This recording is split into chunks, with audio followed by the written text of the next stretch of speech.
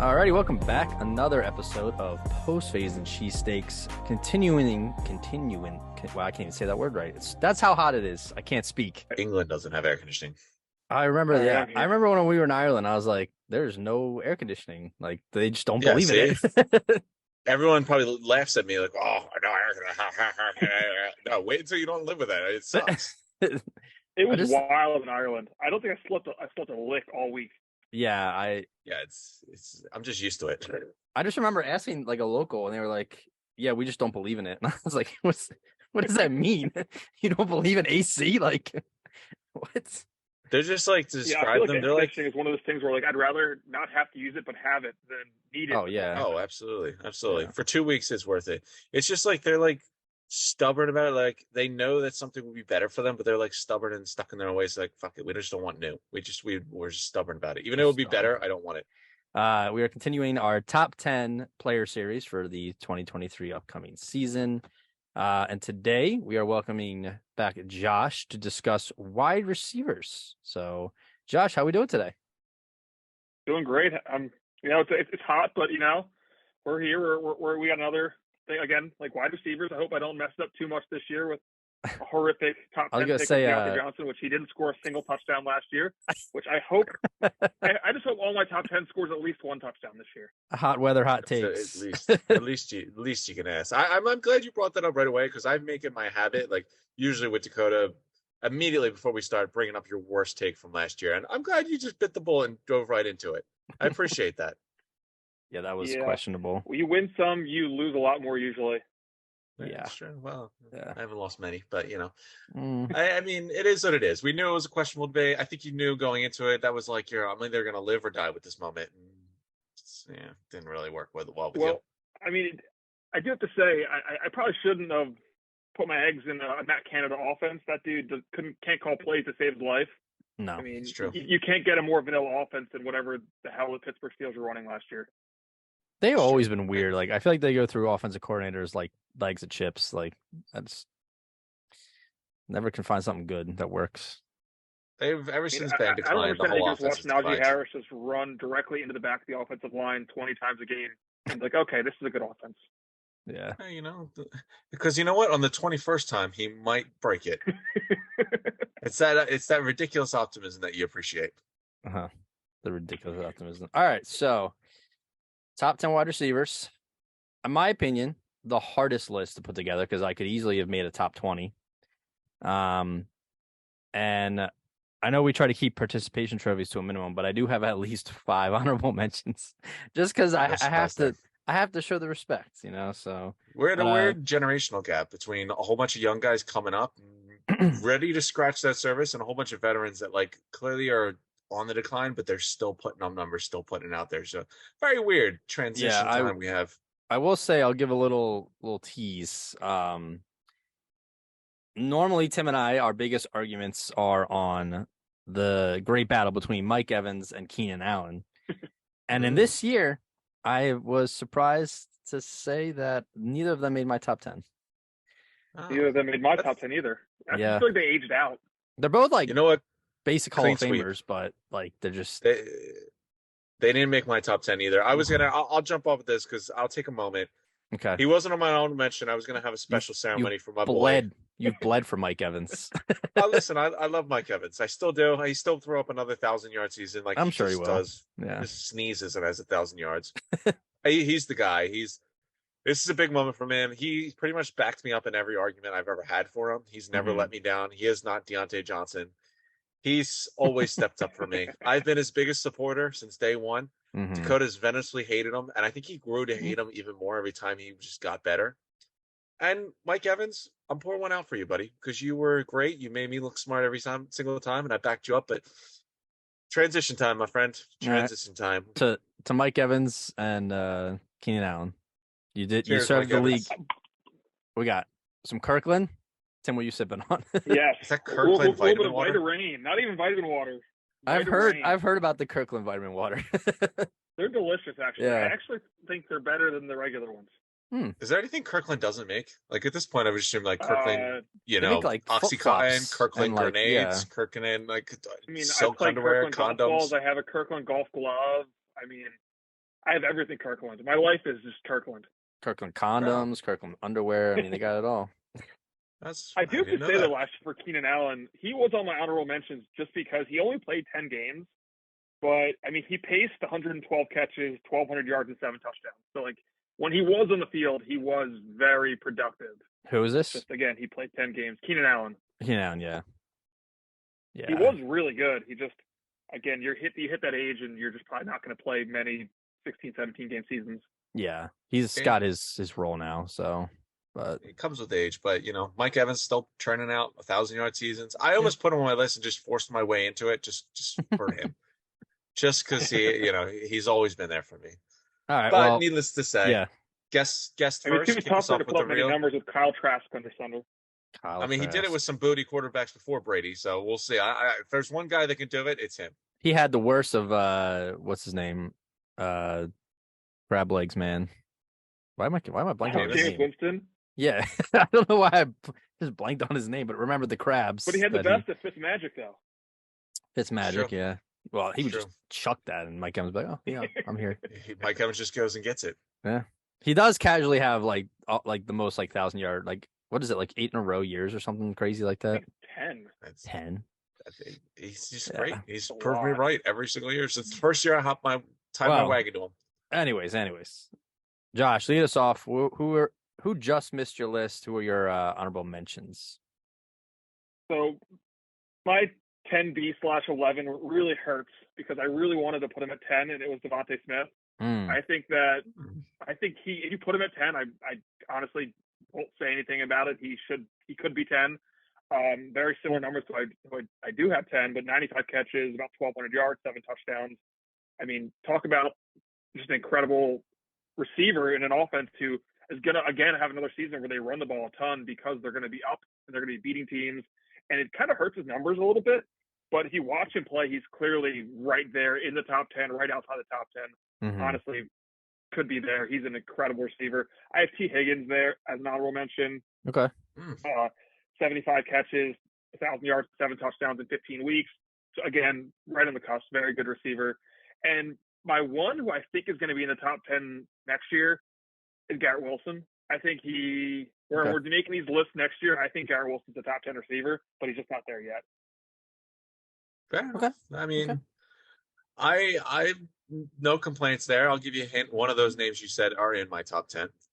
I do want to, before I get my honorable mentions, just want to mention, so I think T. Higgins is the big, potential wide receiver on the move, since that's a position that's moving around a lot. Yeah. Because I think he's a free agent next year. Is he with the Bengals? Yes or no? After this, do they re-sign him? Yeah. I mean, I could see them moving Tyler Boyd and then keeping Higgins instead. Yeah, but Tyler Boyd costs a nickel and a bag of chips. You're going to sign Jamar Chase, Joe Burrow, and he's still a good player. I'm going to take the other way. I think they probably move on from him and they trade him. They get not a Tyreek Hill and Devontae Adams trade haul, but similar, right around there. They're saying everything that they're trying to keep him the best they can. They're going to restructure, do it all they can. There's some cap for him. So, I mean, if they get rid of Jonah Williams' contract, they probably can sign him. Yeah. Sure. I mean, they let Bates go, so that definitely helps. But, I mean, Burrow and Chase there, and let's be honest, they are the priorities. But, we'll see. Another time, another day. So, I'll start on my honorable mention. So, Devontae Smith was my number 12 as well. Again, guy I was trying to pull for home field advantage and everything. It's a shame because he's, even though he is clearly a stud wide receiver, probably the best one on half the teams in the league, he's overshadowed by A.J. Brown. But I think A.J. Brown also brought out the best in him. So, guy I'll keep an eye on for next year. But my number 11, and I'm pretty confident you both have him on your list, and this is going to rattle some cages, but I'll explain to you why. So my number 11 is Deebo Samuel. And I think on my list. Really? Oh, I thought for sure you were going to argue me on this. No. I think Mr. Versatile. He's healthy. I think Mr. Versatile has been surpassed in his own role. Since McCaffrey came on that team, I mean, the 6 games he played since McCaffrey was there when he wasn't hurt, he had 245 receiving yards and 94 rushing yards. If you watch the Niners, you could clearly tell that the offense switched from Samuel number 1 option to McCaffrey number 1 option. And just amazing because, he threw the whole hissy fit. They gave him the money, and then they went and drafted a guy that plays his role better than he does. So I don't think his outlook's that good. I think he's a good player, real talented player, but he's definitely not top 10 wide receiver. I think I was being generous with number 11, but I figured if I don't put him on honorable mention, I wouldn't have my moment to gloat. But apparently you're all on the same wavelength for me, so we're off to a good start where you're agreeing with me. I think from a talent standpoint, like he's extremely talented, but he had one healthy season for his entire career. And I mean, again, I don't know. I think he's played one healthy season. When he's on the field, he's incredibly productive. He's awesome with the ball in his hands. But I think from top 10 receivers and the honorable mentions, all the guys that we've listed are better receivers than he is. I agree there. The Niners have the very weird philosophy that's kind of working for them of go cheap on quarterback and just get the best supporting cast your money can afford. And it kind of works when guys like Brock Purdy come in and just light it up and get you in a championship game. Is that your do you have any more honorable mentions? That was it, Tim? No, we don't give away participation trophies over here. Okay. So I'm glad you brought up Debo because I remember I was fighting for my life last year when you two were ridiculing me that I did not have him in my top 10. And look at how the turntables have turned. So he comes in right at 11 or 12 on my list. He's one of my honorable mentions as well. This was the hardest decision between this guy and my number 10. I have Jalen Waddle in my honorable mentions. I mean, he had a phenomenal year. It helps to have Tyreek Hill on that team too, but he did it before Tyreek came to town in Miami. He's just a crazy. He's like the Deshaun Jackson of the modern age, basically. Just go and get it. True. And this guy, I feel like he's still really underrated, and I would have wanted to put him on my list, but his quarterback situation is very up in the air. Terry McLaurin, Scary Terry, he's a beast. Probably besides like Tyler Lockett, probably the most underrated wide receiver in the league still. And then Devontae Smith obviously was also in my honorable mentions, but Skinny Reaper, man, he goes up and gets it. I still remember that play against Washington where he had 3 guys on him. He just went up and got the ball and came down. I was like, he's legit. He's like yeah, he plays. Yeah, he play. One guy that you truly size doesn't matter to him. He just makes plays that and that's what we heard. That's what we heard when he got drafted. And then everyone had their doubts, and then here he is, just proving them wrong. So I love it. I mean, he balled in Alabama and the SEC. I don't understand why people were like, "Oh, he's way too small, can't get it done." He won the Heisman as a receiver. Come on. He also plays a lot heavier than 180. Oh yeah. He's you gritty. Don't get the ball from him. Yeah, you don't get the ball from him. No. All right, so kicking off top 10. He's a good blocker too. He does it all. Does it all. Yeah. Cool. All right, Josh, who is number 10? Are we going with Deontay Johnson again? We're going to go with a different Steelers wide receiver. Maybe it might be spicy. I don't know. It could be a little spicy. I got Amon-Ra St. Brown at 10. Oh, okay. Oh, I spicy, also have Amon-Ra St. Brown at number 10. I love that. Oh, look at this. Him and Devontae, it really kept me up at night about who to put in between Amon-Ra St. Brown. Because if you switch their teams, I guarantee Devontae Smith also probably balls out in the Lions because they throw the shit out of the ball. And he put Amon-Ra St. Brown in the Eagles. His numbers probably resemble what Smith does. But, I mean, he had 106 catches, almost 1,200 yards, 6 touchdowns. Yep. And if you look at him from an efficiency standpoint, he won 44.7% of the time against man coverage and 52.8% of the time against zone coverage. So he's a hell of a route runner. And, I mean, he's a target hog. That dude just falls out.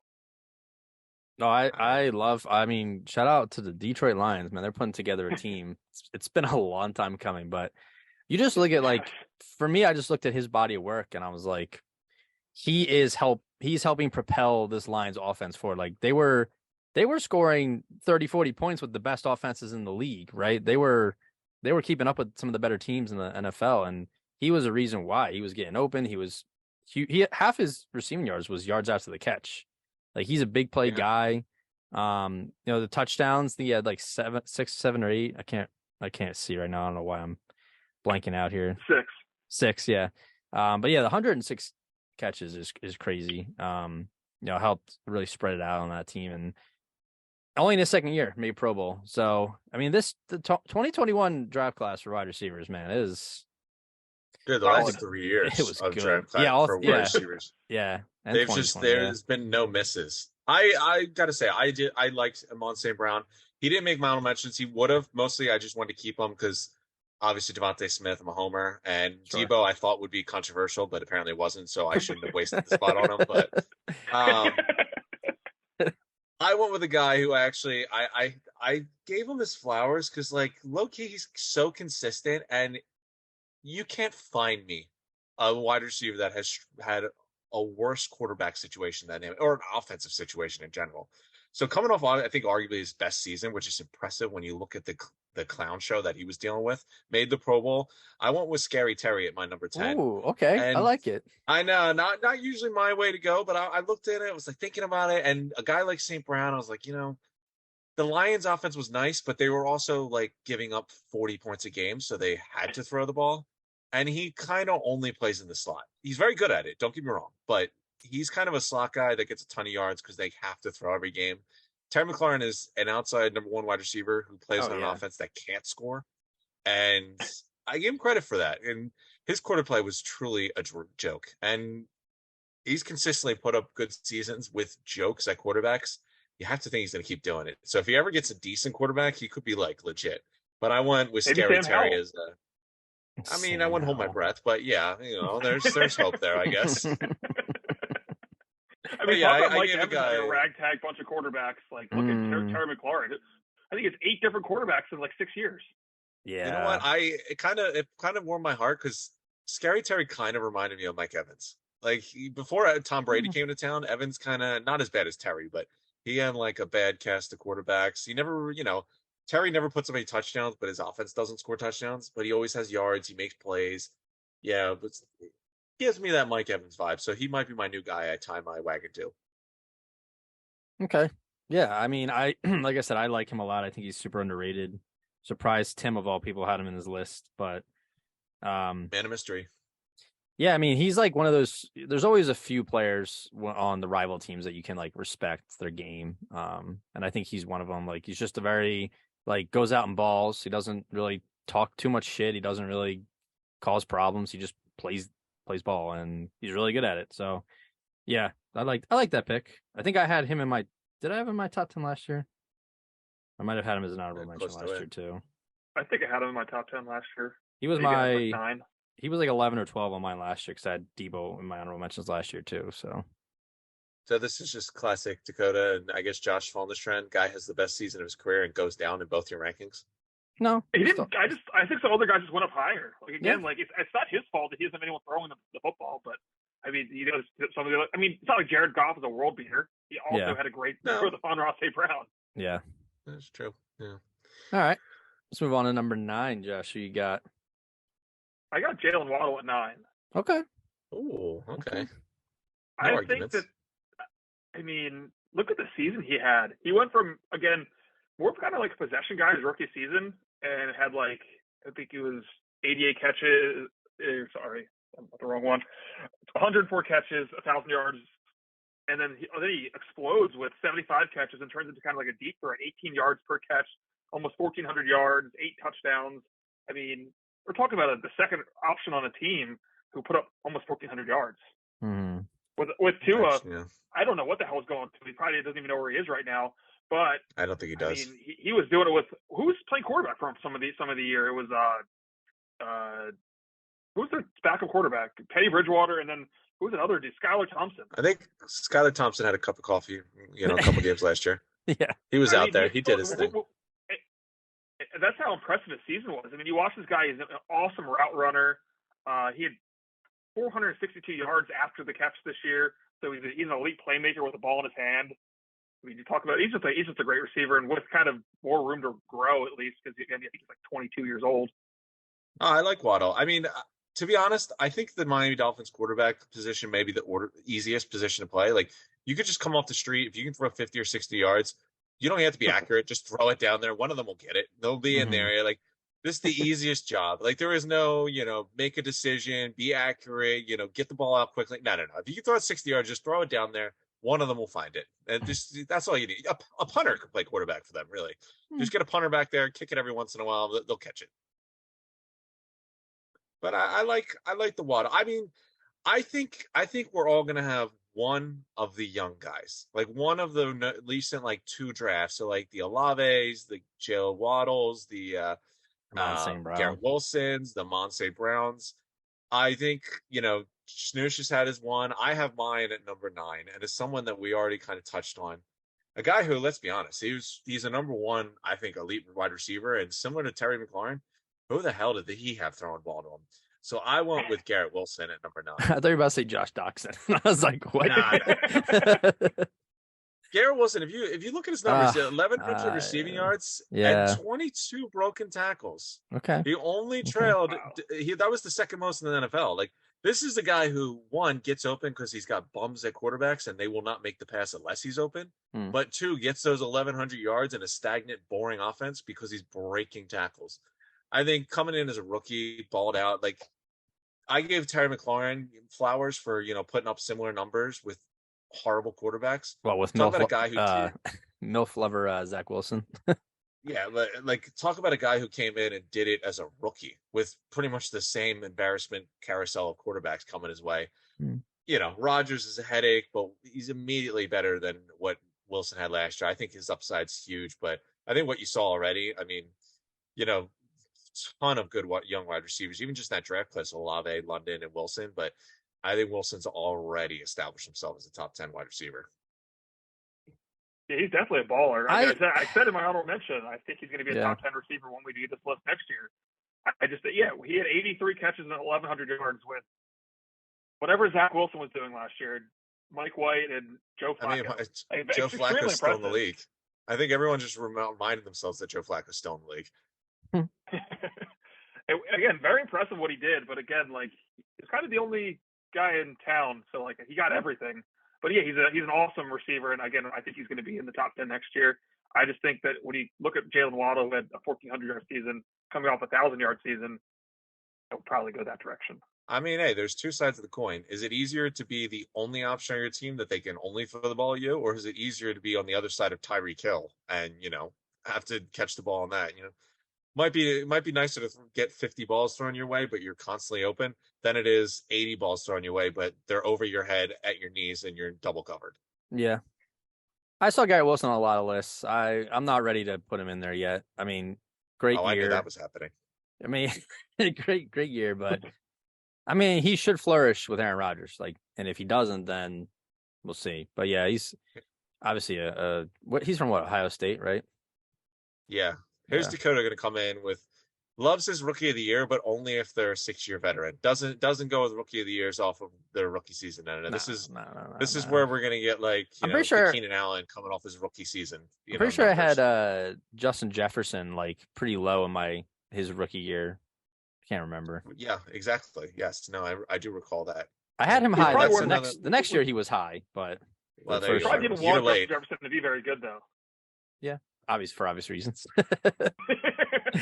Okay. A year late, Dakota. A year late. Same saying I've been making the last 4 years we've done that. A year late for you, my friend. Well, I was a year early on Debo, so suck that. So my number 9, I don't think I heard him in your honorable mention, so he's probably a little higher for you guys. But pains me to say that a guy who's top 6 in all the 4 major categories of targets, receptions, receiving yards, and touchdowns deserves to be on a top 10 list. He had pretty good rookie year, and then his second year he was getting better, but I don't think he took the step most people thought he was going to take. And then year 3 rolls around, Amari Cooper's gone, Gallup's always injured, so I got CeeDee Lamb here, number 9. Pains me to say it as an Eagles fan, but he's a hell of a player. He torched us. I remember the one game, but yeah, I mean, the numbers don't lie. He stepped up. I don't know if his numbers will be as high this year. I feel like they want to kind of go more for running balance because Dak Prescott was throwing the ball way too much and was getting hurt because of it, and also was pretty ass at times. I mean, still a top 15 quarterback, but can't let him win the games for you. You have to kind of have some balance there. But 9 touchdowns, almost 1,400 receiving yards, over 100 receptions, pretty damn good. So CeeDee Lamb, there you go. 9 is as high as you're going to get from me. I'm just curious. 8, but... Yeah, no, I also have that at 8 actually. Okay, so I'm not that far off. Yeah, but your logic is always. Yeah, well, that's what I'm curious about. There's someone there that shouldn't be, but you like start with, oh, so he's top 6 in every number, but I don't have him in the top 6. I got two vets He didn't coming make up. the leap. Didn't make the leap that I wanted to him, but here's all his numbers that prove that he made that leap. No, I said in his second year, people expected him to make a bigger leap, and I think with Amari Cooper was there, he couldn't really do that. And then now that he was the main man of the show, he showed that he could do the numbers. Didn't Dak break his ankle second year? That is true. That is something that'd be hard to get past. Cooper Rush is a problem. I mean, I had him at 8. I think he exploded on the scene. You could say he didn't take the leap. You 8, and you give me shit for 9. There's like, what's the difference? Like, are you kidding? Yeah. I think the bigger question at hand is who the hell is at 8? That's what I'm more concerned about. Like CeeDee Lamb he's awesome. I mean, I gave a lot of shit about like him like not being an alpha receiver, and he's played more of like a Robin role, and Amari Cooper was there, but like 1,000 yards every year. He literally progressed in every category every single season he's been in the league. 74, 79, 107 catches, 935, 1,100, almost 1,400 yards. 5 touchdowns, 6 touchdowns, 9 touchdowns. I mean, he's getting a lot better. Again, he's not going to be any higher than 8 for me on this list because, again, he's a Cowboy, but he's very good. 475 yards, came after catch. Yeah, no, I think he's always been a good wide receiver. I think I had him as my honorable mention last year, but he's now like he's already past the good. Now he's like hitting on that. I'm like an elite wide receiver. I think all he was missing is like just another guy on the other side of him. You know, I think if Cooper was there, he would have eclipsed him, but he needed someone else to kind of play to his balance just because they throw the ball so damn much. But no, I think he's everything they thought he would be coming out. I think he's only going to get better. He's so versatile. He plays the slot, plays outside. He is their offense, especially now that they're moving on for Cooper. They got rid of Zeke. We'll see what happens with Pollard in a more run-heavy, number one running back fashion. But, I think he's been incredible. Okay. I think I'm going to guess that my number 8 was not on either of your list then because of circumstances. But I'm going to go here with Odell Beckham. No, I'm just kidding. I have a man that needs no introduction, but I'm going to give him an introduction anyways. Recently released, so he's now free on the market. He's had some injury concerns the last 2 years and was suspended the first 6 games of last year, but still put up 700 yards in 9 games. DeAndre Hopkins. I mean, look, he's been top 3 for years now, and just because he doesn't play a full season, everyone thinks he's washed. I mean, he's 30 now, but he came back for Arizona, and those first couple of games he was back was like they were one of the most explosive teams, in those first few games. And so I think he'll be fine. He'll find a home. Hopefully he goes to someone who can actually throw on the ball and not Kyler Murray, who can't even see over his center. But I don't think you can have a top 10 list without D-Hop. I mean, I was considering putting him at 10, but I feel like it's disrespectful. I think you're living in the past. No. I think you're living in the past. What? I don't know. I don't see an elite wide receiver. He's over 30. I think you're living off 700 yards in 9 games. He was on pace for over 1,000. Doing nothing. That team is horrible. Keenan Allen had 750 yards in 10 games. Yeah, I mean, you could make the same argument there. I mean, 2021, he was kind of inconsistent. Like, he's kind of on this decline. It wasn't just last year. Like, he hasn't been the DeAndre Hopkins we expected in like 2 years. I think defenses still are weary of him because he had one of the, if not the highest, one of the highest separation grades where like people were just backing way off of him because they were terrified. So you tell me. I mean, I think it's mostly because the Cardinals are losing by 30 points. So they're like, why would we try to go man-to-man on this guy? I mean, I don't think defenses are too concerned about him because they rarely see him play between his injuries and suspensions. I think he's still elite in my books. So I don't know. I say what you want about this year and his 700 yards in 9 games, or whatever you're saying, but the year before that, it wasn't. I think there's a difference. Hopkins. There's a difference between older players who are getting like injury prone and this and that, and then like it affects their play. But like he'll go in a game and he'll still get you 100 yards and like a touchdown. Like it's not like he's injured and he's like not producing. Like he's still producing when when he gets healthy enough to play. So it depends on where he goes, honestly. Like if he goes to Kansas City, maybe, I don't know, he could be pretty elite again. It depends. If he goes to a team with no quarterback, then I would change my list. But I think he sits right there. The talent's always there. It's just a matter of, staying healthy and finding a team that's going to use his skills correctly. So, I mean, I can understand that, but you're also talking about the last 2 years, he just shows up and gets 100+ yards. The last 2 years, he's only had 2 of those games. And then, we haven't seen really this Mr. I just show up and dominate. Sure. He had a, 159 in a 34-26 shootout loss. And then he had a 103 in a 42-34 shootout win. Those games you'll put up 100 yards. But we haven't seen, I know it's more than just 1 year. We haven't seen DeAndre Hopkins in 2 years. Okay. Be DeAndre Hopkins. That's your opinion. When he lights up and makes a Pro Bowl, I want to hear it. My biggest problem is I just think his alpha years are way behind him. Like you look at a CeeDee Lamb, and he's number one. He's an alpha receiver. He will go out and get you 1,500 yards. Hopkins gives you 1,200 yards. Like that's a great season for him at this point in his career. Yeah. I think he's a very similar situation, not as dire, but I think he's a very similar situation to what Odell was. But DeAndre Hopkins has been more relevant recently, where Odell's living off of a catch that he made 7 years ago. 2017. Yeah, like this, but they're almost in the same realm. I think he's a good wide receiver. I wouldn't be surprised if he bounced back this year. He's in the top 10, but I'm more pessimistic him in the top 10 than I am optimistic, especially with how many good wide receivers are there in the league right now. I don't know. I still think the talent's there, but again, I could be wrong and I could be right. So we will see. I do think it's funny on Odell that I don't know if he was with a UFC fighter or if it was a soccer game he was at, but he gave one of the players or fighters like a signed jersey with his Ravens jersey. I was like, bro, you haven't even played a snap yet. Do you even know if you're gonna be healthy enough to play for the Ravens? Dude, that guy, say what you want about him, he is the greatest marketer I've ever seen. Like the fact that he has made in a professional career, like very, very average career. And I've talked to people in England who know nothing about NFL and they know who Odell Beckham Jr. is mind blowing. They won't know who he's Devontae Adams or DeAndre Hopkins are, but Odell Beckham Jr., they know him.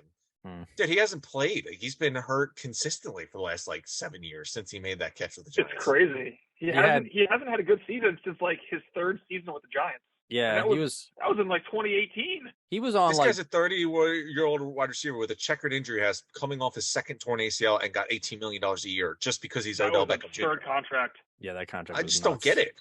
I don't know how he does it. He's just incredible. His marketing team needs a raise because, man, I've never seen someone get propped up and marketed and looked at as so much better than he actually is and what he does in the field. Is he the most overrated wide receiver right now in the league?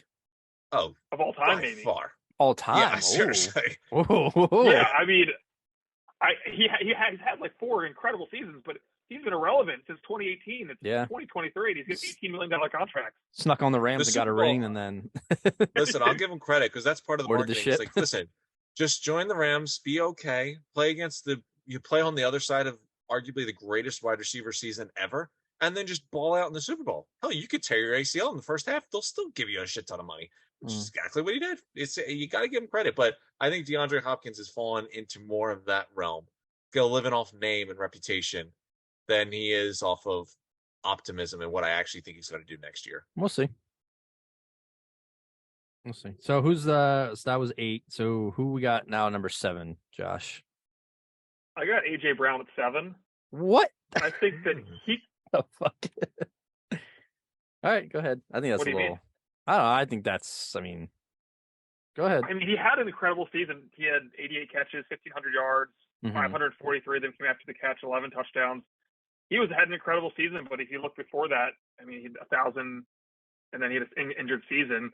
So, I mean, if you want to put him ahead of some of the other guys, okay, sure, especially the guy that I have right in front of it, right after him. But if you go off kind of careers and what's going on, I think that the other guys have a better resume than AJ Brown has. But again, incredible receiver, incredible season, incredible role in one of the best offenses in the NFL, with one of the best quarterbacks in the NFL. If you want to have him higher, that's fine, but I have him 7. I mean, we're going off resume, then D-Hop should be 2 or 3, right? Yeah, but then you factor the age. He has a way too long resume. Look at his resume for the last 2 years. If you just looked at the last two seasons, you'd be like, "What are you on? What makes you think?" I mean, at the top seven, now that we got DeAndre Hopkins out of the way, the top seven I could interchange at any point. I think the top three is pretty set, but yeah, 4 through 7, I'll give fair. But you could even put the top three in whatever order you want, and I could argue the top 4. Yeah. But one is one. I don't think I have the same one, but we'll see. Yeah, he was why ruin the surprise. But on my number 7, again, I think all 7. We all know we have the same 7 at this point. But number 7, I'm going with the young guy, dominant young guy. Again, part of that last 3 years of just excellent wide receiver draft class. Probably the best one to come out of. I mean, in my rankings, he's right near the top. So I'm going to go with Jamar Chase. Oh, who I think he came on the scene hot. Played really well. He was dominant as a rookie. Without a doubt. He did it again this year. And this is nothing against him. Just like A.J. Brown being at 7, I think is nothing of an indictment against him. It's just this is how strong the position is. But Jamar Chase, I guess to his effect, kind of came into an offense where, yeah, the offensive line stunk, but Joe Burrow and T. Higgins kind of were, there. Joe Mixon was there. He came in. He is like the best player skill position-wise on that team, but there are pieces around to kind of work with.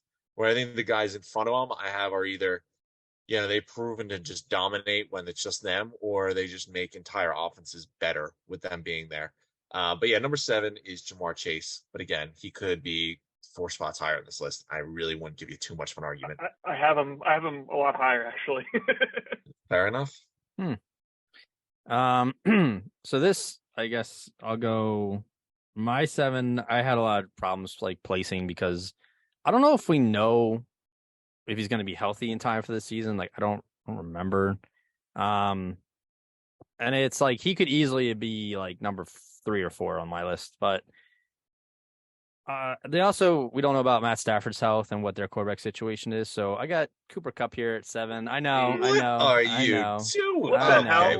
I know. Wait a minute. Hold on. I know. You're going off of DeAndre Hopkins' production from 3 years ago, and you just forget. This is my list. Jeez, I thought once we got DeAndre Hopkins out of the way and we all had the same top 7, we would be safe until you pull this out of nowhere. I mean, I'm looking at my six ahead of them. All have except for maybe the one, all have a quarterback they can trust, and they're just part of the best offenses in the league. And the Rams are kind of in the middle ground here. We don't know what's going on with them, and their quarterback's always hurt, and they don't have anyone in line. And you have Cooper Kupp's coming off an injury. You have him one spot higher than DeAndre Hopkins, who doesn't have a quarterback and isn't. They're in the same boat. They're in the same boat. I don't think they are. DeAndre Hopkins and in games played, Cooper Kupp also played 9 games, but he had 812 yards. I know. He's also out for a full season. He also had 1,500 yards and 11 touchdowns.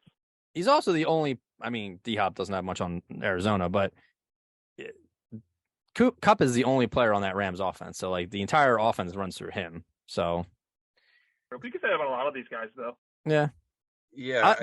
This was the hardest one to rank because I had him at 4, and then I slid him back because the other guys had phenomenal years, and I think they're going to have phenomenal years coming up. So that's the only. He has top 3 talent, absolutely. I just bumped him back a little bit. That's all. All the way to 7. That's quite. Last year I had him at 2, so 2 to 7 is definitely a bump. But so even though he was completely dominant the games he played, I understand a little regression because he was hurt. But 5 spots. Hey, it's my list. Don't worry about it. All right, fair enough. Well, hey, listen. You know what? I thought we were throwing DeAndre Hopkins. Let me buckle back up because we are not safe. That's what I learned. But let's get right into number 6 there, Snoosh. I got Steph Diggs at 6. Okay. Again, it's really difficult because all these guys are so fucking good. It's crazy. Steph Diggs, you put him at 3, and it's all right, that's fine. He had 110 catches, almost 1,500 yards, 11 touchdowns. All these guys have 110 catches, 1,500 yards, and 10 touchdowns. It's pulling teeth at this point. But Steph Diggs, elite route runner, tied to, again, like A.J. Brown, one of the best offenses in the entire game, one of the best quarterbacks in the entire game, and he's kind of a model of consistency. 2020, 1535, 1,527, 127, 1,535 yards, and 8 touchdowns, and 127 catches. 2021, 1,255 yards, 103 catches, 10 touchdowns. 2022, 1455, 110 catches and 11 touchdowns. The guy does it every season. And again, he can be a lot higher on some of your lists. I don't know, but that's right. Oh, is that playoffs included for all those stats? No. Because I don't think he had 100 receptions this year. I have 110. Was it playoffs included in that, in whatever I looked? Might be, because I see 87 for the regular season here. Then maybe it was with playoffs. That's weird. I was on player profile. Maybe that's maybe they have it all in there. I get, you know what? When I looked at this, I think we're going to have the same top 7, but I saw it as a top 4 elite tier by themselves, and then the next 5, 6, 7 is a tier by himself. Dakota obviously already screwed that one up, but my number 6 is, again, I have Diggs, Brown, and Chase in that 5, 6, 7. The order's a little different, but started with Chase, going to AJ Brown now at number 6. One thing I'll say, because I mean we're nitpicking at this point. One thing that did surprise me, and I didn't want to get it into when I was talking about Jamar Chase, because unlike Dakota, I don't like to bring him down when I'm trying to build him up when I'm also trying to sell him. But Jamar Chase low-key led the league in drops this year, with 7 drops, tied with a couple other guys. It wasn't low-key. It was very well advertised. This is why I didn't want to throw that out there while I made an argument for him as a top 7 wide receiver. But yeah, now he moved on. This is why he was at number 7 in this, because 7 is elite tier. I said this is what brought him down to that bottom elite tier spot. But AJ Brown at number 6, the dude, sure, whatever you want to say, Titans, he put up these numbers. He wasn't as dominant, blah, blah, blah. That was run first. That was Ryan Tannehill handing it off to Derrick Henry. The only reason they had a pass game, I mean, look at the Titans without him. The only reason they had a pass game was because AJ Brown was there. But look what he did when he got to Philly. Devontae Smith, instantly better. Jalen Hurts, instantly better. Dallas Goedert, instantly better. The whole offense as a whole, instantly better. Nick Sirianni not looking like a clown, instantly better. Like, he is a player that, like, number one guy you build the offense around, makes your offense hum, everyone's better. Like, the true definition of elite wide receiver. So I think he surpassed all the expectations, which were pretty high coming off Pro Bowl seasons and 1,000 yards. So I went with A.J. Brown, who, off high expectations, I think blew him out of the water this year. Okay. So my number 6. So actually, Josh, I will correct myself. You were correct with the receptions. I was looking at different players' stats, so I was confused. I was also confused. I was also looking up, like, I was like, what's going on here? Are all my numbers off? Who took away his catches? Dakota slowly realizing he was looking at the wrong numbers when he said Cooper Kupp at 7, realizing what an insane move that was. Well, so my number 6, 2013 DeAndre Hopkins. Yeah, my number 6 is a guy that Tim self-titled the low-key drops leader in the NFL. So I got Jamar Chase here, number 6. I think at any point he could be the number 1 receiver. He's that good. He's that talented. Last year I had him at 6 as well. So, keeping pace. He played in 12 games this year. Like Tim noted, he did have a problem with the dropsies. But I mean, he made him, every catch he did make, he made it count. He was making contested catches. He was blowing people out of the water. He was getting off, cornerbacks at the line. Really good player. Just finished over 1,000 yards, tied 4th in the league with receiving touchdowns with 9, 87 receptions. That's who I was looking at, which was 12th best in the league. And yeah, I do think what Tim kind of said, like, he's on a super talented team. Like, he's got probably the best trio of wide receivers together in the league with T. Higgins and Tyler Boyd. And then obviously a really, really good quarterback. And a good running back if he's not in jail. But yeah, I think I could see an argument for 4 or 5 for Chase. I don't think he's top 3, but I do think he's always has that potential going forward. Just got to get the focus down. I mean, he struggled with drops in preseason, and then it carried into the regular season a little bit, but I think he settled down a little bit. I mean, still not good to lead the league in drops, but he'll get it. He's always there for a big play. So number 6 for Jamar Chase. I'm going to save my piece on Jamar Chase for where I have him ranked. Because I have him ranked a lot higher than you guys. A lot? All right. How much is a lot? Not 1 or 2, but higher than 4. Okay. Interesting. Okay, go ahead. So that would mean 3. But but no, we'll get there when we get there. Okay. Number 5, I have Cooper Kupp at 5. Okay. Again, you could have him higher, but I just think that he's, again, kind of getting up there in age. And like you said, Matt Stafford, can he throw pain-free? We don't know yet. but Yeah. maybe Stetson Bennett's the answer there. We don't know that. Maybe he's great. Just kidding. But back to Cooper Kupp. Again, coming off one of probably the greatest receiver seasons we've ever seen. Oh, for 16 sure. touchdowns, Yeah. 1,900 yards, 145 catches. And what was really impressive that Cooper Kupp probably doesn't get enough credit for is how well he does after the catch. Mm-hmm. After his 1,900 yards last year, 855 of them came after the catch. And this year, he played 9 games again. He had 800 yards, 6 touchdowns, and 387 of them came after the catch. Let's pace that out for 17 games. He had 142 catches, 1,500 yards, which would have been third in the league, 11 touchdowns, which again would have been second in the league, and 731 of those yards would have came after the catch, the most in the league. Like, he is an incredible receiver. That again, he's kind of had this trend his entire career that he's kind of a little injury prone, kind of gets overlooked a little bit, but when he's on the field, he's one of the best receivers in the entire league.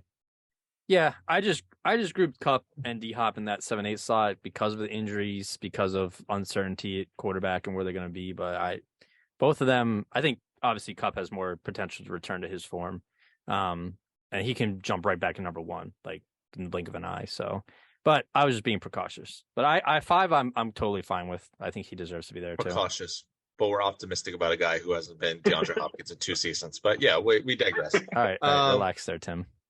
So I'm moving into 5. So like I said, I saw 5, 6, 7 as their own tier, mix and match whatever way you want, and then the top 4 in their own tier, mix and match whatever way you want. You guys clearly are differing there, but it's like 1 or 2 guys, so I'll let you off. Thanks. I touched on points that put AJ Brown at 6 and Jamar Chase at 7. I'm going with number 5, Stephon Diggs. Oh, so okay. Similar credit. So, I mean, I gave credit to AJ Brown, who instantly came into the Eagles and made everyone better and made the offense in general better. Stephon Diggs did that with Buffalo, but you know what? He didn't have Devontae Smith on the other side of him. They had no run game. They still don't have a run game. The offensive line's not bad, but it's not the Eagles' offensive line. Again, you know, Jamar Chase came into an offense that was loaded. I think he's the number 1. I think he's awesome, but look at the numbers since Stephon Diggs been there. He's pure consistency. Oh, yeah. And he's had 6 drop passes, but that's 1 less than Jamar Chase, so that bumped him up a little higher too. But since he got to Buffalo, he's never had less than 103 receptions, never had less than 1,225 yards, never had less than 8 touchdowns. He's just been money every single time. He's the number 1 guy there. He's made Josh Allen so much better. I love Gabe Davis. He came from the greatest university on the planet, but let's be honest, he's not the second wide receiver. Gabe Davis wasn't on your top 10? Yeah. Shocker. He was close. He was UFC close. alum? Come on now. But I mean, UCF, sorry. Find me a guy that went to a situation just continuously balled. He's not missed it. You know, he's consistent. He never misses time. He shows up every week, and he's that guy since he got to Buffalo. The consistency, the excellence, and the fact that he does it with like not talked about enough supporting cast that's pretty average. Yeah. You know, once you factor in, once people stop drooling about Josh Allen and his incredible arm that throws like 15 interceptions a year, but I think he deserves way more credit than he gets. But that's why he's number 5. But again, 5, 6, 7, I kind of looked at their own tier, but little reasons why I had him above Chase and Brown. Okay. I actually sadly agree with you because I also have Stephon Diggs at number 5. Go back to normal. I mean, I made these same arguments for CeeDee Lamb. Like when you're top 5, top 6, and all the major stats, like you deserve to be high on the list. So second in receiving touchdowns was 11, almost 1,500 receiving yards. That was 5th best. Third in receptions, 108, like Josh pointed out, and almost 150 targets, which is a fucking lot. But there's a reason you throw to someone that many times is because they're really good at what they do. And like Tim said, you know, made Josh Allen the new Madden cover boy, you know, way better. Brought a whole new level to that offense. I know the year before, you know, when he got there, he was phenomenal. 3 straight Pro Bowls, had that in-between year afterwards where he was still really good, but not like up to the same level. Definitely returned to it this year. Yeah, he's still relatively young. I mean, he's like 29, so we'll see him still be really good for Josh, and then he obviously makes Gabe Davis a lot better too, and Dawson Knox. So I think 5, 6, it's good for him. But yeah, I'll preface. I think it's tough right now because all the receivers have like around the same numbers, so it's like they do, yeah. Like everyone has 1,500 yards, everyone has 100 catches, everyone has 10 touchdowns. Like it's tough to kind of like air league. Like, yeah, pull teeth at this point, and say like, but again, because a lot of it comes down to like health and stuff. That's why like Cup was where he is and stuff, because he should be like 2 or 3, but he just hurt.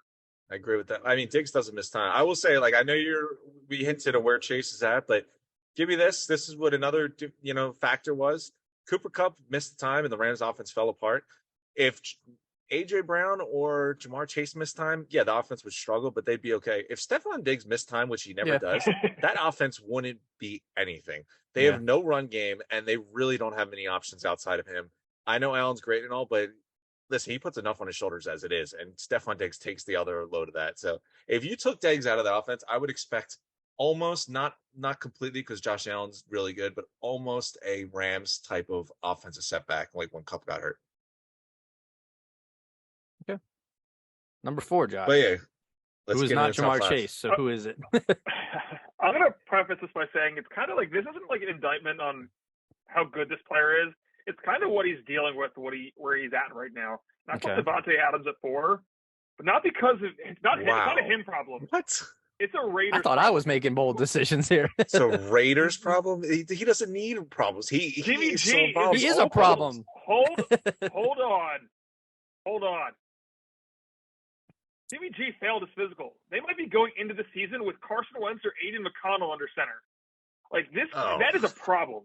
You just gotta throw it up. He'll get it. Not for Devontae Adams. No, but again, Devontae Adams, he's amazing. Again, another 100 catch, 1,500 yards, 14 touchdown season, 528 yards after the catch. An absolute monster. And if he had Derek Carr back there for another season, I'd have him higher on my list.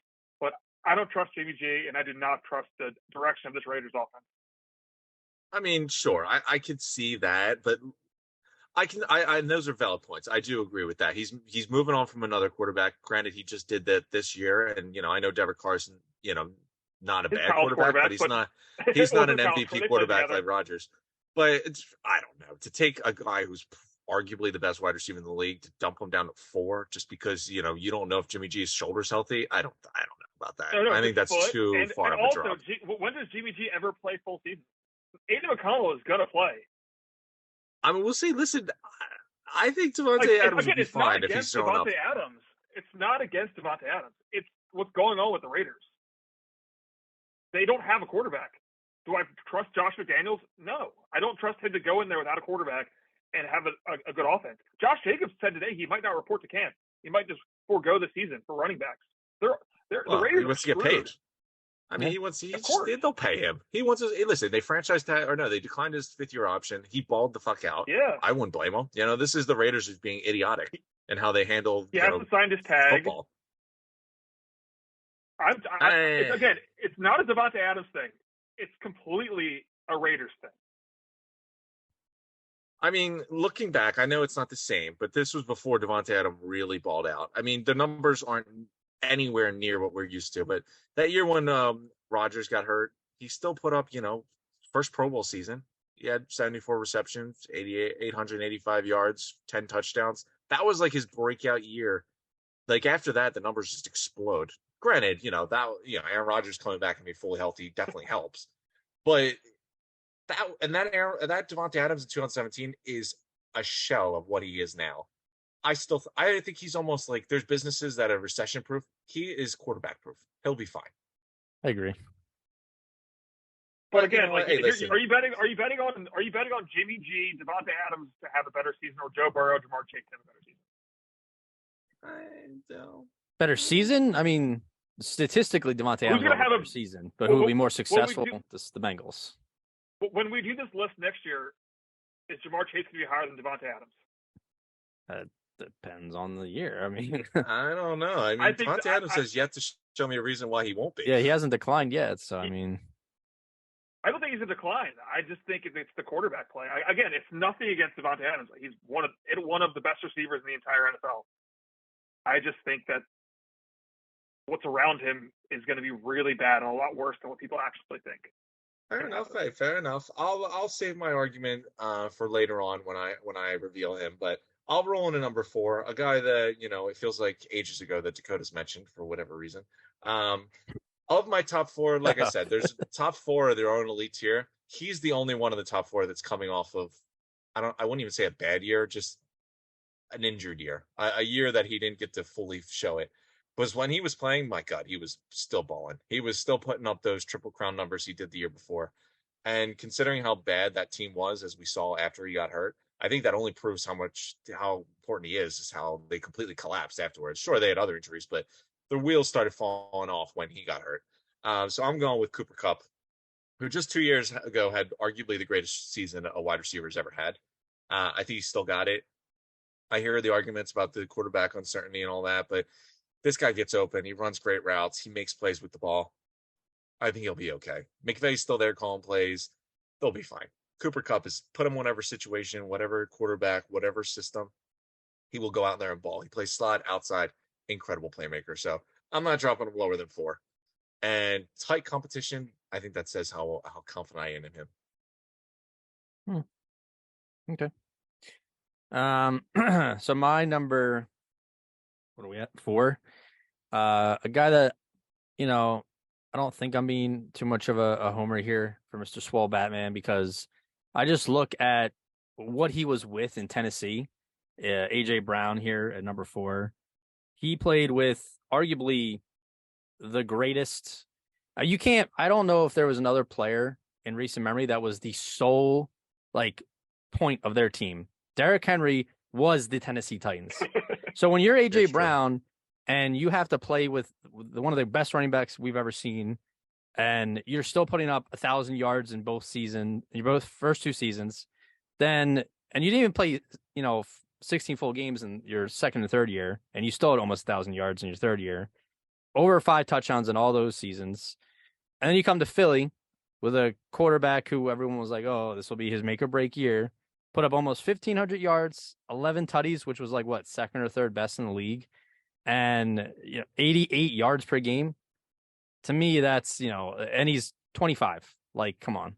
I think he's only getting better. I don't think we've seen his peak, but we're very, very close to seeing how good he is. He's just a monster. Some of these other players are very shifty, phenomenal route runners, but AJ Brown is you just can't tackle him.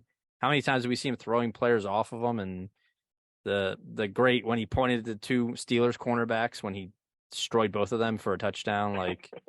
I think he's deserving of top 5, but I put him ahead of Stephon Diggs and Jamar Chase right now, based on his situation, what he did last year, and what he's going to do going forward. So not too much more to add that you guys didn't already touch on, but I think it's nice to say that there's a Philadelphia Eagles wide receiver in the top 5, because we haven't been able to say that since Terrell Owens. So,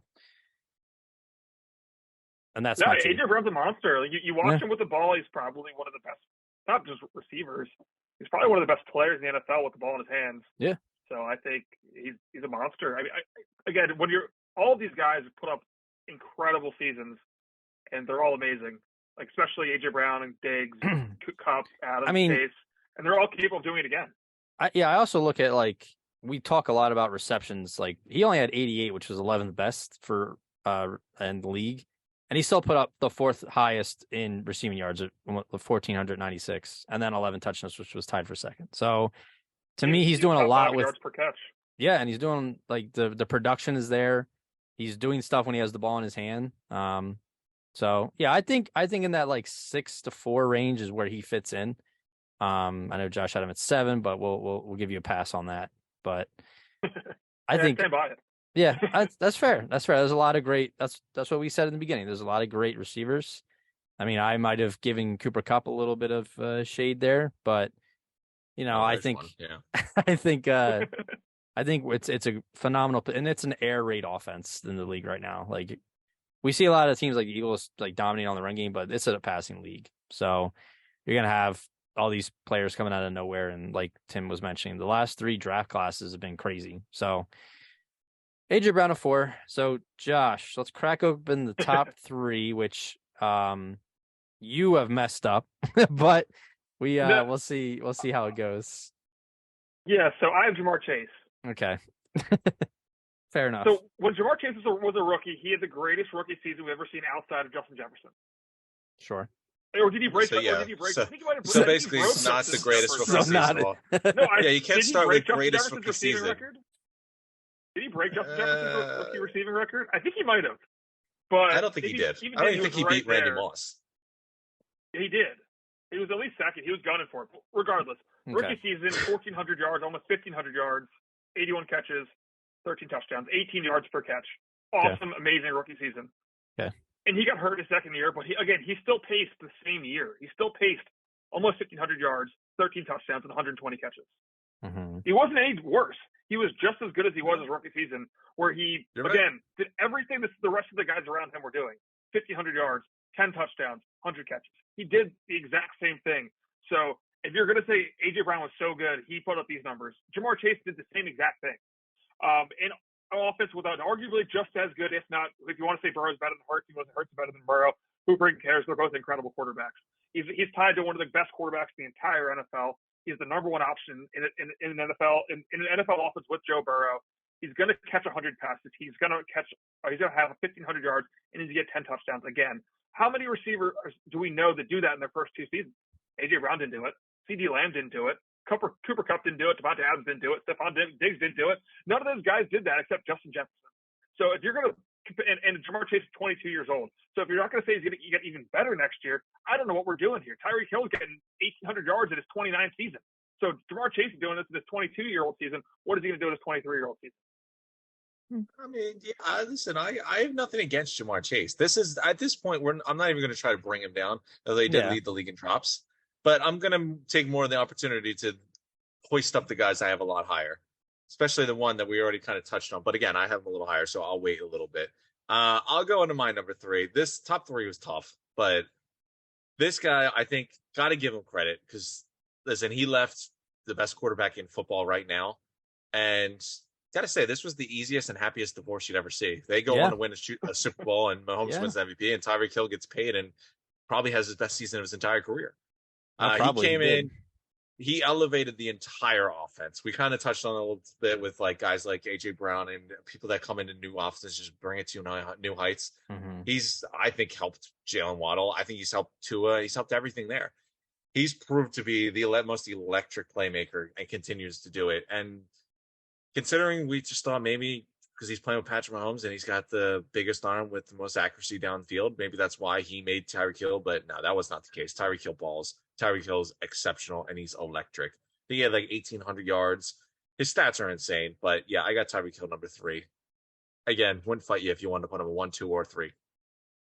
Sadly, I agree with Tim. I have Tyreek Hill at number 3 as well. The cheetah.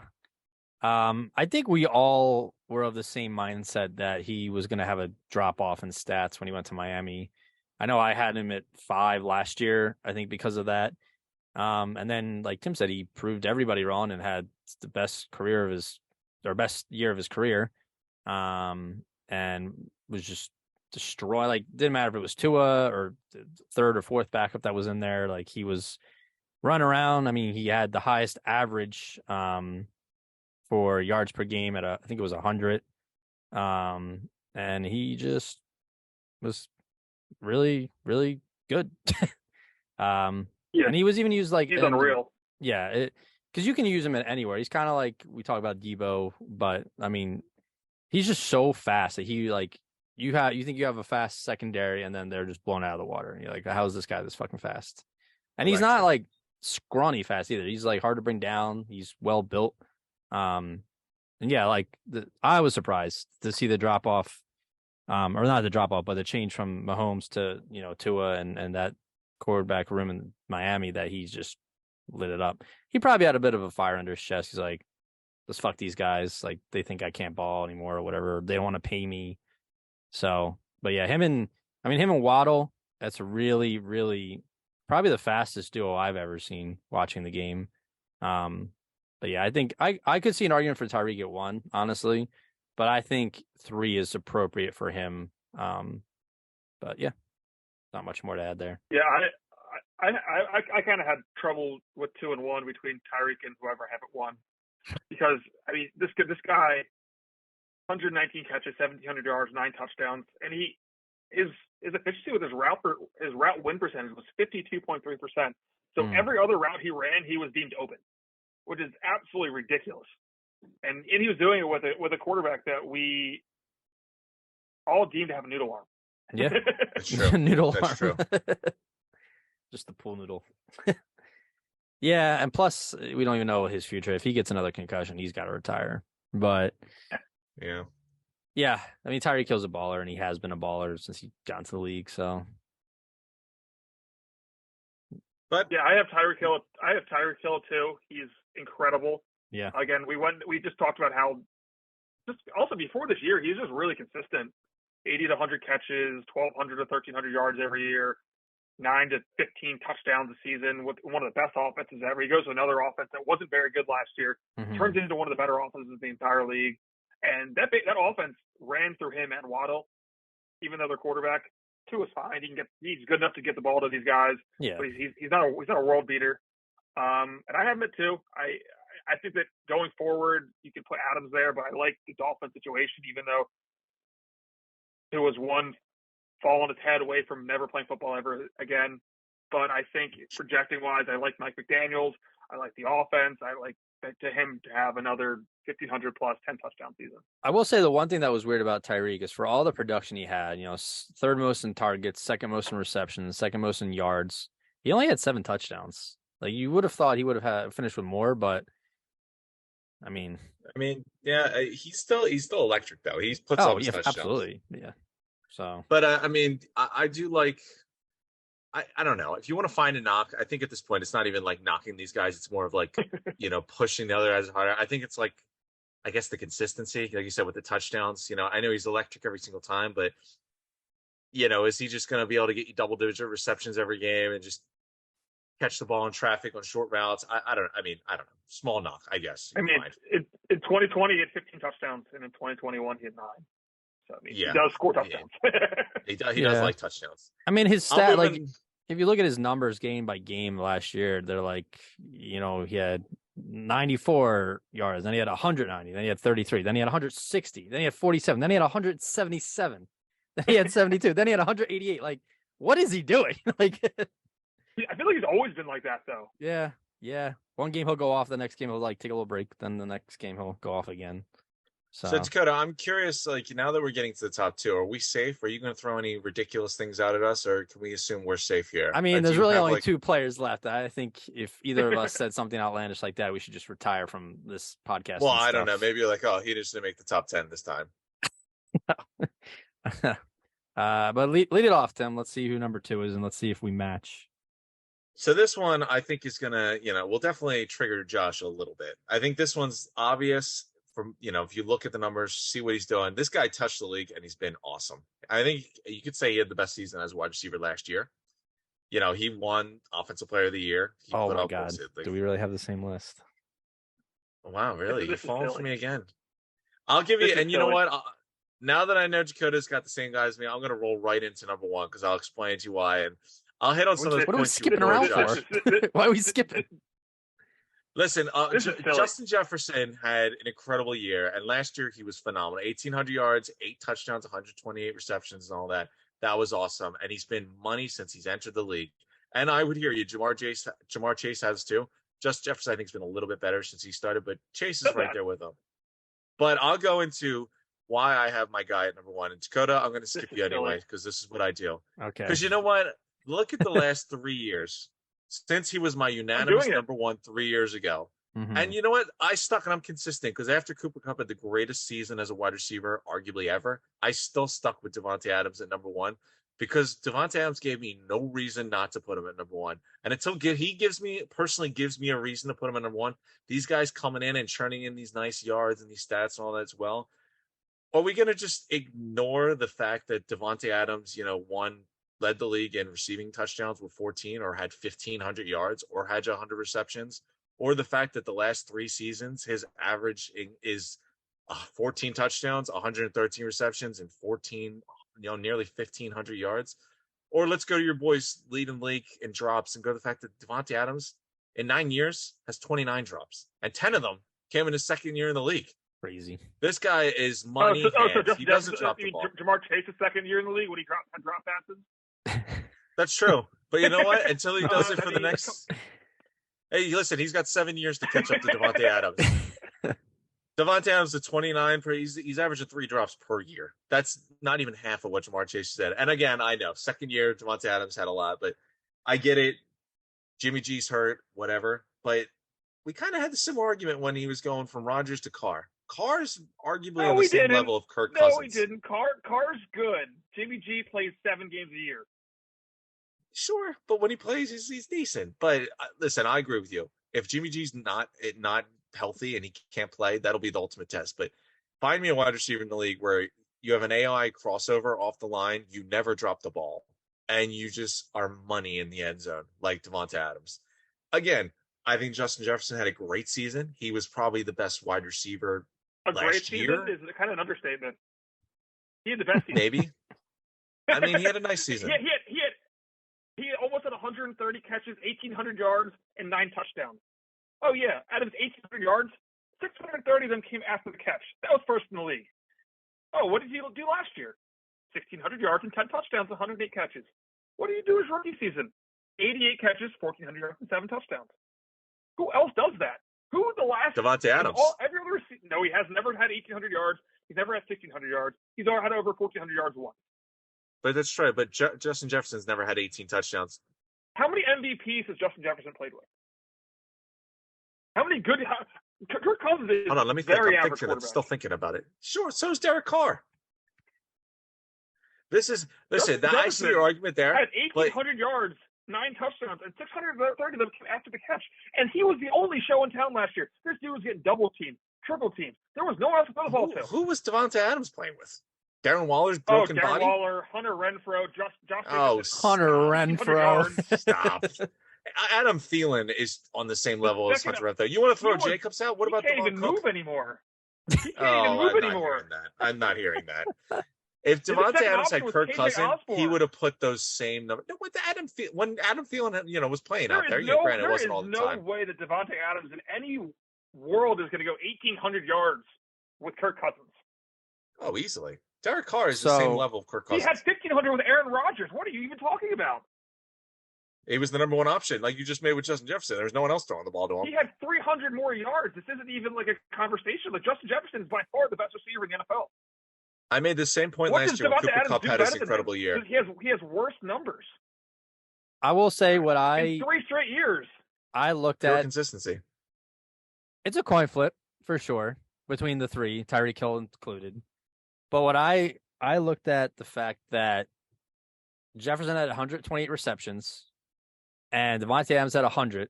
So I averaged out if Davante was getting 15 yards per catch, you average that out, it's over 400 yards. That puts him over Jefferson's yard total for the year. So I look at that, I'm saying, so if he got more targets, if he got more of those, passes thrown his way, he would have been right there with the yardage. But when if his offense was throwing the ball, I mean, Josh Jacobs led the league in carries. They were a run-first offense. That was the only reason he didn't have 128 receptions and 1,800 yards. Yeah, I mean... No, he didn't have 1,800 yards because he's not as good as Justin Jefferson. He also led the league in receiving touchdowns, but by a wide margin. Third in receiving yards of 1,500 would lead the league in most years. And 100%, but Justin Jefferson's different. It's true. They are different. They're in a league of their own, but listen, Cooper Kupp came for the mantle. Even last year, Justin Jefferson had more yards than Davante Adams in his second season. Am I going to punish Davante Adams for having 100 receptions, 1,500 yards, and leading the league in receiving touchdowns with 14? I don't think so. I mean, listen, Justin Jefferson had a hell of a season, but Davante Adams gave me no reason to take him off the number one side. He does it every year, though. It's not like it was like Cooper Kupp where it came out of nowhere. He's getting better every year. You could say the same thing about Davante Adams. Did you hear my 3-year average for him? The guy has been money for the last 3 years and different offenses. Let's say you're in the Super Bowl, right? And you don't know who your quarterback is. He could be terrible. He could be good. He could be average. We don't know. But you're given the option, Davante Adams or Justin Jefferson. I'm taking Davante Adams personally because I know what I'm getting, and I know he's gonna beat any competition that's put in front of him. I mean, we had Darius Slay knocking down Justin Jefferson. He had like 7 yards. Like, come on. That's true. I mean, Justin Jefferson had 1,800 yards, and he had a bad game against Darius Slay. You know what it was, though? And granted, fair flip there. You know what? You know what it was? 20 yards that game, and he still ended the year with 1,800 yards. You know what it is, though? Good job. Davante Adams was playing with an MVP for his entire career. He was playing with Aaron Rodgers' MVP for his entire career. And then he went to Derek Carr, who was a very similar quarterback to Kirk Cousins, and did the exact same thing. He proved that he could go away from that system. And granted, Kirk Cousins, is okay quarterback, but he's in a pass-first situation. That offense throws the ball. Kirk Cousins can put up some stats. He went to a run-first offense with a very okay quarterback and did the exact same thing he was doing in a pass-heavy offense with the MVP. Didn't miss it at all. If Jimmy G can at least strap up, he'll be okay. Because Davante Adams is going to go out there, put up the numbers that he does every year. Doesn't drop the ball either. Yeah, Justin Jefferson, what he does every year is 1,400 yards, 1,600 yards, 1,800 yards. And if he goes for 2,000 yards next year, he probably still won't be the number one, right? Because Davante Adams will go for 1,500 again. And listen, the thing is, it's when you're on top, you got to keep everyone off you got to keep fighting them off. And Davante Adams every year straps up. He survived Cup. He was going to survive Jefferson. Because he put up a very similar year as he did to fight off Jefferson. 8 years younger. I will say I never want to. I never want to agree with Tim on anything, but the fact that 2021, 2022, and now our 2023 wide receiver rankings, we all had the same number one and Davante Adams. I think that says something. So he's giving you no reason to take him off the mountain. Like I said, his 3-year average the last 3 years, it's not almost 1,500 yards, 14 touchdowns, and 113 receptions. That's his 3-year average the last 3 seasons, and that's in 2 different teams. How do you evaluate these guys? What is it? What have you done for me lately, and what are you going to do? Yeah, Davante Adams he just pulls straws out of a cup. He's just like, this guy, yeah. See, but this is Davante Adams has done quite a lot. Do last year, and what is he going to do this year? I mean, I agree. Listen, I like Justin Jefferson. He's great player. But now Dalvin Cook is off the team. Thielen's off the team. Now we're really going to see how things work because now it's just Justin Jefferson. Thielen didn't even play last year. Sure, but Dalvin Cook did. Dalvin Cook was fine, and Madison did just as good as he does. I think you know what it is. I think he's going to have his Oakland or Vegas Raiders moment. Davante Adams left Aaron Rodgers and MVP and balled out again. Justin Jefferson's now going to have a different offense than he did the last couple of years. Let's see him put up those same numbers. He's there. I would say this. He was closer to one than Cup was last year. So when he takes a step back and has 1,700 yards and 8 touchdowns and still has a better season than Davante Adams, what are you going to say? Well, we're going to see where Davante Adams is at. But yeah, I mean, listen, when you're on top there, the pressure's always on you. You got to keep producing. Davante Adams keeps doing it. And it's not like he just has 1,000 yards and like 90 receptions and 8 touchdowns. Like, this guy put up insane numbers. He led the league in receiving touchdowns. Like, that was something he had better than Justin Jefferson. He had over 100 receptions in an offense that led the league in carries or had the league leader in carries. Like, it was a run-first offense the entire season. And he had 100 receptions. I would also argue a 6-touchdown difference in production is way more significant than a 300-yard difference in yards. Like, without a doubt. 8 receiving touchdowns? I don't know about that. 8 touchdowns for Jefferson. Like, you had 1,800 yards and you only managed 8 touchdowns. 39. He had 8. Tied for 8th touchdowns in the league. Did he have a rushing? Why do I have 9 down? I listen, there's a lot because, I mean, Justin Jefferson was at my number 2, and I did gloss him over, but he is coming off incredibly. He led league in receptions and yards. The guy he came in incredible and has gotten better every year, which I got to say, he's on a trajectory that's going to put him at number 1. But for right now, Davante Adams has not given you any reason to take him off that number 1 spot. For the last 3 years, he's proved. Fair enough. And like I said, Justin Jefferson's going to have his Vegas moment this year because I think losing Cook, losing Thielen, this offense now is all Justin Jefferson, and there's not much outside of him. This offense really looks barren outside of Justin Jefferson. And Adams went to a Vegas offense that didn't have much outside of him. Josh Jacobs came out of nowhere. No one saw that coming. But Carr is a very average quarterback like Cousins, and he went and did exactly what he was doing before. Let's see if Justin Jefferson can do that. Because if he puts another one of these years up, then yeah, I mean, Davante Adams would have to have an 1,800-yard season to keep his spot. I will say I don't have any issue with Justin Jefferson as your number 1. I just think Davante is the best receiver from last year and going into this year and has consistently been one of the best. So that's all. Like I said, till they knock him off, till he gives me a reason to take him off number 1. Kupp didn't do it. Jefferson didn't do it. We'll see. Keep it going. I mean, yeah, Jimmy G not being healthy, this will be the ultimate test. I will say, just for funsies, you want to hear what my top 5 was from our 2020 ranks? Oh, this should be good. Number 5 was OBJ. Number 4 was Devontae Adams. 3 was Hopkins. 2 was Michael Thomas. And number 1 was Julio Jones. It's crazy how much it's changed in 3 years. Like, it's nuts. And the top 7 is they're all also incredible. Yeah, I mean, I had Chris Godwin, Stephon Diggs, Mike Evans, Keenan Allen, Tyreek Hill.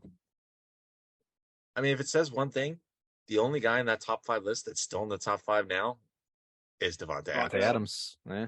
And Odell Beckham Jr., of course. Oh, yeah. Oh, yeah, of course. Can't forget OBJ. Yeah. Self-proclaimed. All right. But I think we'll see. This is the ultimate test. Maybe Carson Wentz comes out and Devontae Adams brings him back. That'll be a story. Can you imagine? Has a Pro Bowl year, like very Geno Smith-esque. Or Michael Thomas, a little bounce back season. Hasn't been good in 3 years. That's what I was hearing with, like, people were saying with, like, Olave, like, if Mike Thomas comes back healthy for once, like, how's it going to affect Olave's, like, fantasy numbers? But I think most people, different, right? Yeah, I don't know. I feel like most people think Olave is still going to be, like, the main target because Thomas is just going to be working back. But I don't know. I feel like Thomas is like a slot guy on Olave. It's kind of like an alpha number 1. Yeah. At this point in his career. Yeah. So we'll see. Michael Thomas is a strange guy, so. A fun position to watch this year for sure. Yeah. I mean, besides a couple, questionable slot positions, I think most of our lists are pretty concise, pretty sane. I'll hear to the complaints about D-Hop and the criticism of Cooper Solo, but about time. It's my list, so fuck off. At the end of the day, there was no Deontay Johnson moment, though, at least. Yeah, well, let's see. Don't hold your breath. We'll see how these age. As long as Amon-Ra St. Brown doesn't disappoint us this year, but I think he'll be good. He won't. He's a really good receiver. He'll be just fine. All right. Snoosh, always a pleasure to have you. Thanks for having me on. It was awesome. I'm hoping that my list actually ages well this year instead of bad. Because next time I come on, I hope, again, actually, I'm pretty confident I have no crazy spicy takes this year. This list is going to be pretty good. I mean, Deontay Johnson had like a slight fling in the beginning of the season. We were like, oh, maybe Josh was onto something, and then he disappeared. So we're like, okay, yeah. But cool, yeah, great list. 4 single touchdown with like 140 targets. It seems impossible. Yeah, well, think again. Keep the tracker going. See how much longer until he scores that touchdown. Yeah. All righty. Well, till next time. Great lists. We will see how they pan out. Yep. Peace. Alrighty. Peace. See ya.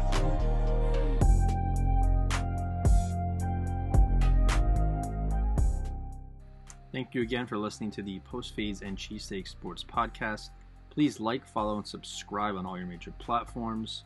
Follow us on YouTube. Follow the show on Spotify and Apple. And follow us on Instagram, Twitter, and Facebook. Have a great day, and tune in next week.